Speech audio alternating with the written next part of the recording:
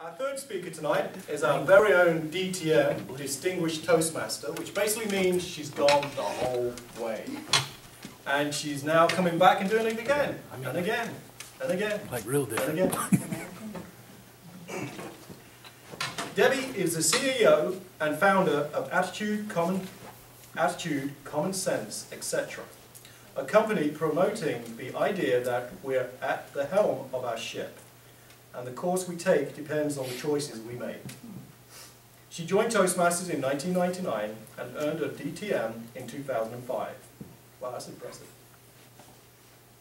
She has been a member of North Metro Toastmasters since 1999, except for a brief period when she mentored another club, South Cobb Toastmasters.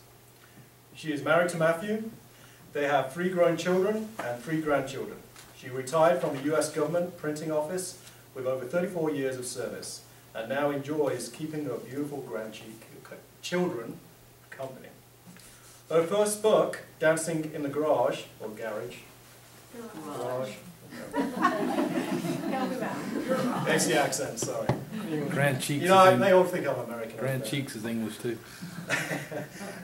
Dancing in the Garage, was published in 2007. She is currently working on her second book. I would like to introduce our very own Debbie Merchant. The dash counts. The dash counts. Debbie Merchant.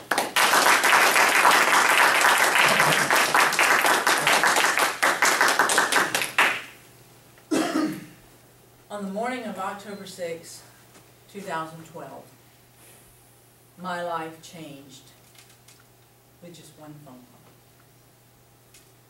My cell phone rang. I looked down, I saw my older sister's phone number. And I answered with my usual chipper, "Hey!" Her question, "Are you alone?" made my heart stop. And the next words out of her mouth made my world stop. Mr. Toastmaster, fellow Toastmasters, and honored guest, my sister Kathy's next words were, "Gail is dead." Gail was our younger sister. She was number 3. Kathy's number 1, I'm number 2, and Joellen is number 4. And Gail, we found out after an autopsy, had been murdered. July the 28th, 1954, dash, October 5th, 2012. The dash was my sister's life, 58 years old. The dash represented her life. She packed a lot of life into that dash. She packed a lot of love into that dash. And she packed a lot of laughter into that dash. To know Gail was to know someone who loved her Lord, who loved her family, who knew how to laugh, who knew how to laugh at herself, who knew how to make others laugh, and she knew how to help others, even if helping others included a kick in the seat of the pants. But she did it in love. To know Gail was to know someone who knew how to make her dash count. I could tell Gail stories all night, but I'm just going to mention a few. She had a sardonic sense of humor. And her phrase to me was, "Oh, get over yourself. Just get over yourself, Deb." She loved all of God's creatures, and she would take them in, and then she would try to find homes for them. She has fostered more cats than I can remember, and she didn't want to become attached to any of them. Hence, we had Mean Kitty, Little Kitty, Baby Kitty, and names like that. Not become attached, Gail? Yeah, right, sis. One of her favorite days in the whole year was Black Friday, the day after Thanksgiving. Because on Thanksgiving Day, we would sit at our parents' house with the newspapers on the floor and make our strategy for shopping the next day. The four of us sisters literally shopped till we dropped. 2012 was the first time in over 30 years that we did not shop till we dropped. I cyber shopped this year. My older sister Kathy said, I don't even know if I'm going to shop this year. And we're not real sure what Joellen's doing. But this is the first year in over 30 years that we did not do that. This past summer, Gail and I went on a trip to visit her son and his wife and 2 children in Savannah. They live on a lake. And she got me in a kayak. Now let me tell you folks, those things are scary. They're this wide, and some of them you zip yourself in. Now thank goodness this was not a zipper one. And she said, now don't. I said, I'm not getting in that thing. She said, oh good grief, I'll go first. So she went first, and out on the lake she was, and she's just paddling and looking like she'd done it all her life. Then she comes back, she says, okay, it's your turn now. Get in and go. So you have to go down a boat thing. That's the scary part. I don't like heights. And I was like, but I had a great time. I had a great time that scaredy cat me would not have done if my younger sister hadn't been coaxing me. Get in the kayak. On the way home, she tells me, and she's driving, so she drives. I have found my lot in life. And I looked over and I said, what is your lot in life? My lot in life is to help you quit being a scaredy cat. You are the scariest person I've ever met in my life. She said, I'm going to come up there. She lived in Macon. I'm going to come up there, and Matt and I are going to take you ziplining, and then we're going to go to Florida, and we are going to go parasailing. And I was kind of like, when donkeys fly. She said, it is the most fun. I said, I'm afraid of heights. She said, so am I. But I ziplined, and I parasailed, and it's like nothing else. And you need to learn to live like that. And then she said, and your lot in life, now I know we're in a church, but I'm going to quote here. She said, your lot in life is to teach me how to not give a damn what people think about me. And I'm like, how am I going to do that? Why would I do that? She said, that's what I admire most about you. You don't give a damn what people think about you.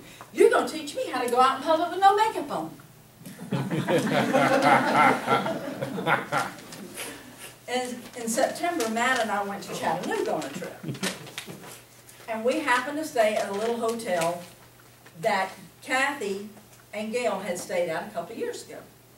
And I mentioned to Kathy that we were going to go to Chattanooga, and she said, well, you need to call Gail about the coffee situation. I said, the coffee situation? She said, yeah, they don't have coffee in the room. I said, what do you mean they don't have coffee in the room? What hotel in 2012 does not have coffee in the room? She said, when you go into in Chattanooga. She said, now I don't care, because I don't drink the mess. She said, but when we were there, we had to find a store, and Gail had to buy a coffee maker. So I called Gail and I said, excuse me, they don't have coffee makers in the room? I'm going to have to take my own coffee maker? She said, oh, no, not you, heck no. She said, you just go out to the lobby in your jammies and get your coffee and go back to your room. I don't do that. Gail loved her family probably more than anything in the world. And her son Mark and his wife and their 2 children hung the moon. But she also loved the rest of us too. She was murdered on October the 5th.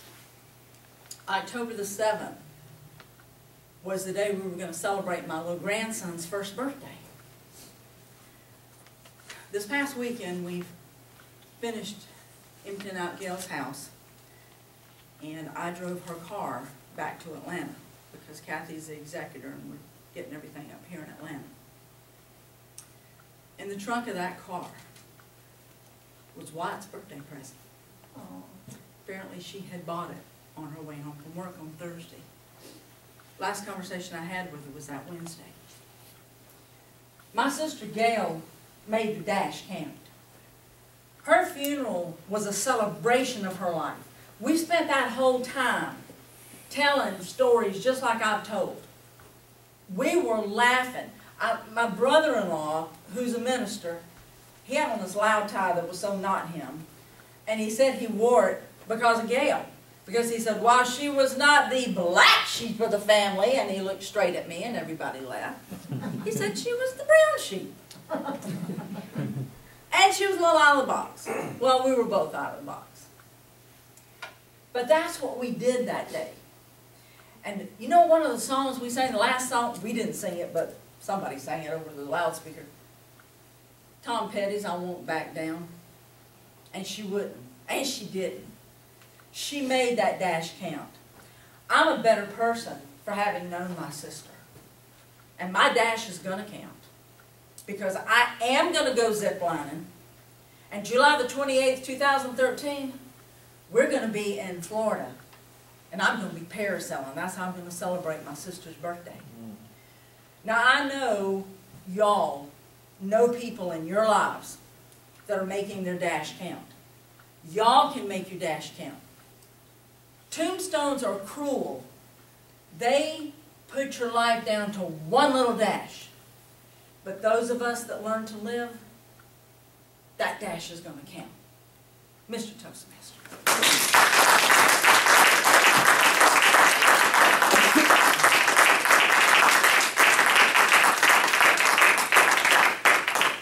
Thank you, Toastmaster Debbie.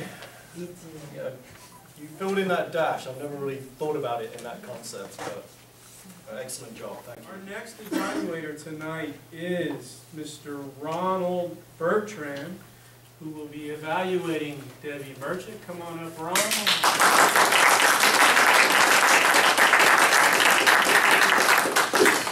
Thank you. And I admit what you just said. This is really a great treat tonight. And having to do an evaluation for Debbie, which I haven't seen for nearly 2 or 3 years, and it's great to see you again. The dash count, that's project number 10. Debbie had to inspire the audience, improve personally, emotionally, and professionally or spiritually. Debbie did all of this in one shot. 10 minutes, and she could have done more, but she did it gracefully, beautifully. I have enjoyed seeing Debbie speaking, and tonight again it was just phenomenal.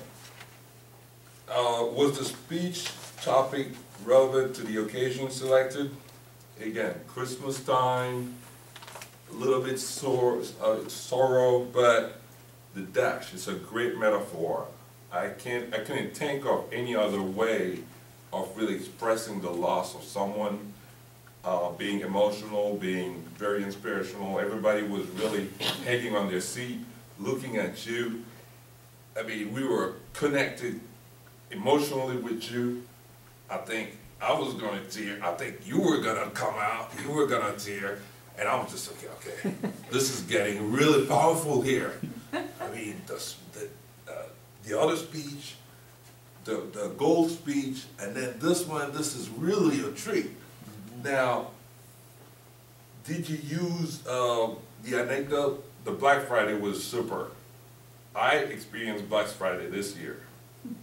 And for the longest time, my kids wanted to go, and I said, okay, let me give up, I will go. And, you know, and I could really see where you not really wanting to go if the captain of the Black Friday wasn't there. And you really make it happen. One of the things that I would say that could be improved is a little bit of the body language, but then again, you took us from the high up, I mean from the inspirational part to the more exciting part. So I think you really did work well in body language. You stayed a little bit more on this side and kind of really neglected this side a little bit.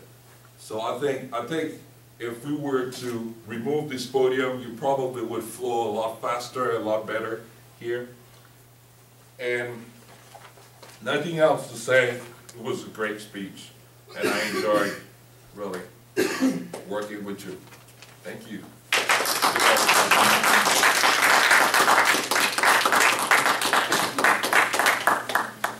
Very well said, Ron.